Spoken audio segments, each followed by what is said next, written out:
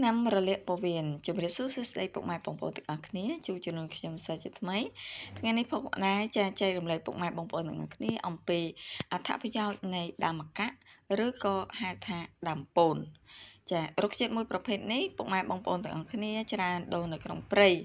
ចារុក្ខជាតិនេះពុកម៉ែបងប្អូនទាំងអស់គ្នានៅតាមតំបន់ភ្នំចាវ៉ាន់គឺមានដូរចាម្កាក់ព្រៃនេះពុកម៉ែបងប្អូនទាំងអស់គ្នាផ្លែរបស់វាយើងអាចហូបផ្លែបានហើយម្កាក់ព្រៃនេះគឺបងប្អូនអាចចំណាំបានប្រភេទស្លឹករបស់វាមានលក្ខណៈបៃតងភាវហើយដុះទាល់តងចាមួយសន្លឹកនៃដុះទាល់តងណាពុកម៉ែបងប្អូនទាំងអស់គ្នាចំណែកដើមរបស់វាវិញចាមានលក្ខណៈរាងសតិចតិចហើយចំណែកចាមានដុះធំគឺមានលៀងបន្លាអញ្ចឹងសម្រាប់ពុកម៉ែបងប្អូនទាំងអស់គ្នាប្រសិនបើជានៅក្នុងតំបន់ឬក៏